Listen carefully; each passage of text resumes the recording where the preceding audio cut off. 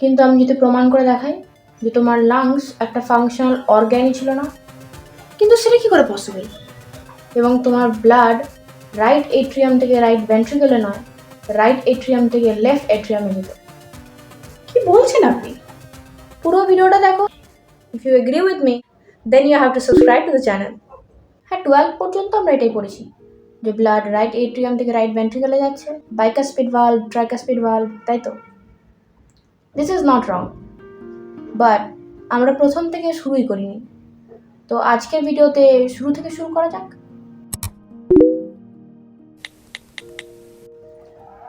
যখন তুমি মায়ের পেটে ছিলে, you use to get all the nourishment from your mother's home. Placenta was the organ যেটা তোমাকে হেল্প করেছে তোমার সমস্ত কিছু নিডস ফুলফিল করতে। তোমার নিউট্রিয়েন্টস ওখান থেকেই পেয়েছো, আর তোমার এক্সক্রিশনও সেখান থেকেই হয়েছে। এবং তোমার মায়ের সঙ্গে তুমি কানেক্টেড ছিলে থ্রু আম্বালিক্যাল কর্ড, এবং তোমার ব্লাড সার্কুলেশনটা যা কিছু পড়ে এসছো সেখানে থেকে একটু ডিফারেন্ট ওয়েতে হতো। কি করে possible? Let's see in this video. এই ভিডিওটা আমরা দুটো পার্টে পড়ব।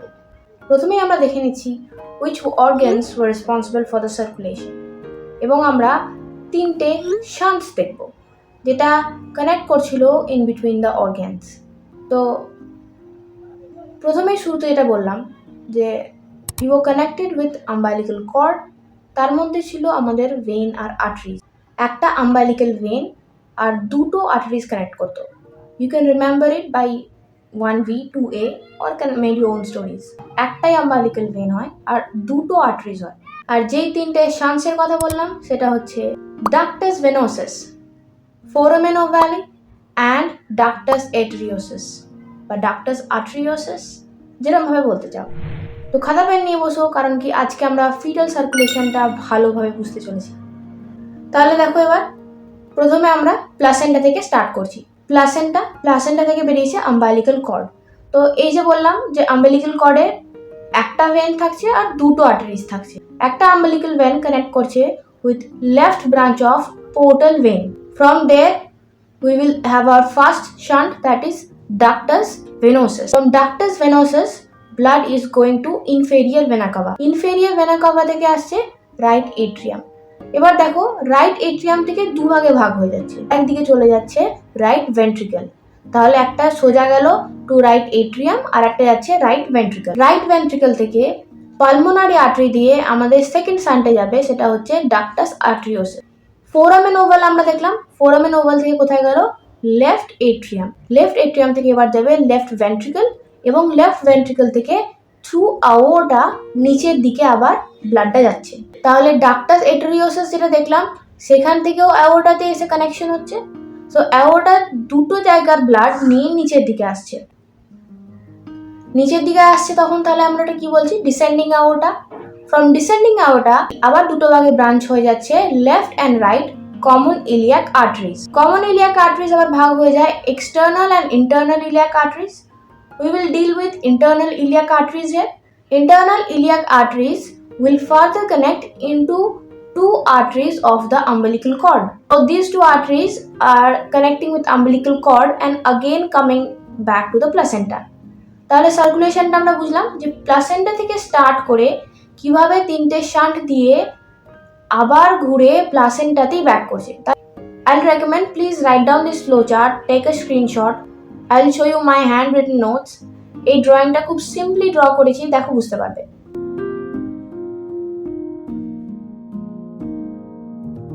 তো দেখো, ফার্স্টে প্লাসেন্টা, আমাদের প্লাসেন্টা থেকে এখানে উঠে যাচ্ছে আমাদের আম্বিলিক্যাল কর্ড।